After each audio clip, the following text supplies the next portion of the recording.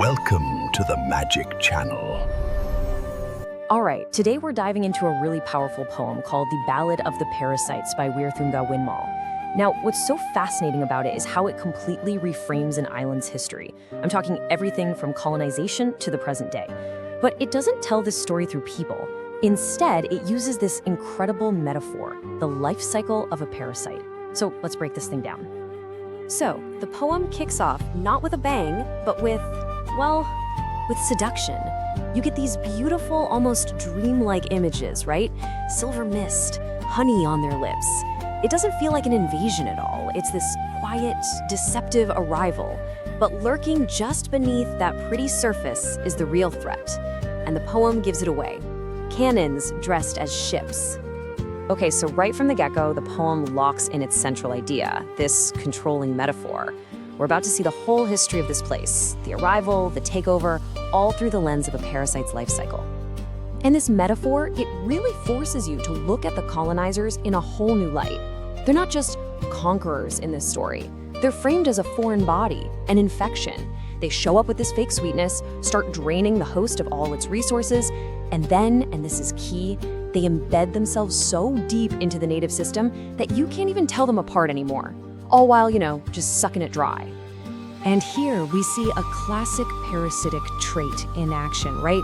They're extracting all the value without putting in any of the work. The poem says they never touch the cooking fire, nor bent to earth or plough, yet they look around and claim everything. The best hills, the streams, they just call it theirs.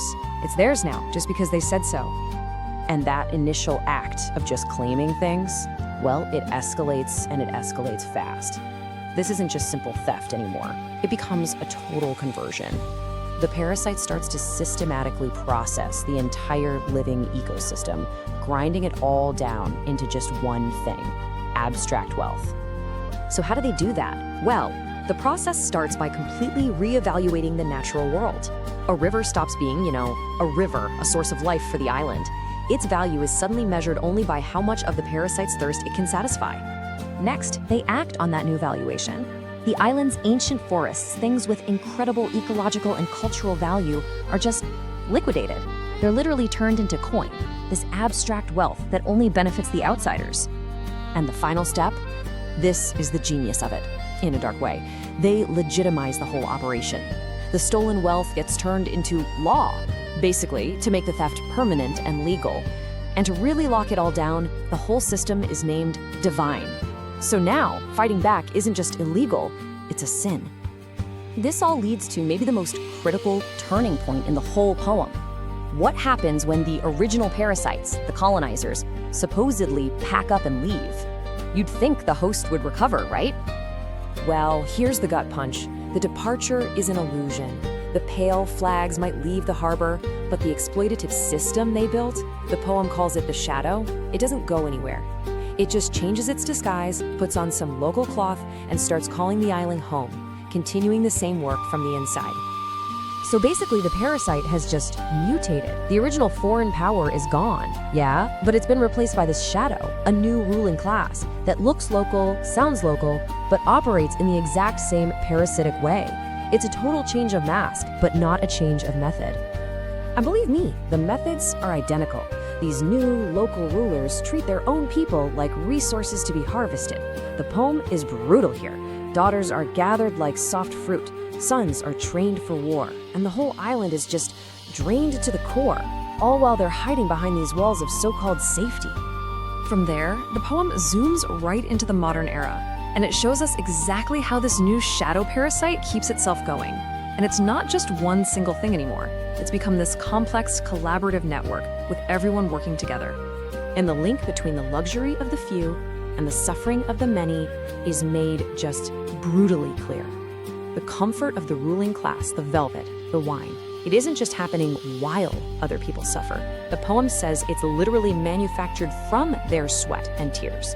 It's a direct product of their pain. So who's in this network? Well, the poem points to three key pillars holding up this whole corrupt system.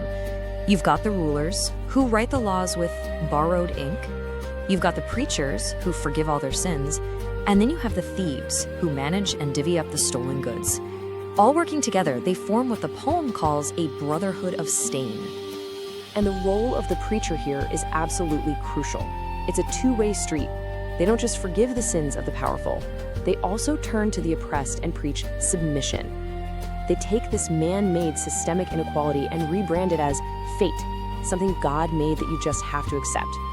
Despair itself becomes a holy virtue. So after this absolutely devastating breakdown of the system, we reach the end of the poem. And the whole tone shifts. It's no longer this cool, detached observation. It becomes this raw, direct, and really emotional appeal. The poem makes it plain where all the island's stolen wealth, its lifeblood, has gone. It's not in the country, it's sitting offshore, hidden away in ledgers cold and deep. And then comes the ultimate insult, the final twist of the knife. The parasites themselves, the ones doing all the draining, turn around and blame the victims, asking the crowd how long the poor will sleep. And in the very last verses, the narrator stops talking about the people and starts talking to the island itself, as if it's a living, breathing person, a person who has suffered for a very, very long time. It's a gentle land, but its patience has been worn down to the absolute bone. And in the end, the poem doesn't give us any easy answers or solutions. It just leaves us with this haunting, unanswered question. After all these centuries of being drained, first by outsiders and now by this shadow they created, when will morning finally rise for this land? When will they just be left alone? It's a question the poem just leaves hanging there in the air, for the island and I think for us to think about too. Thank you for watching.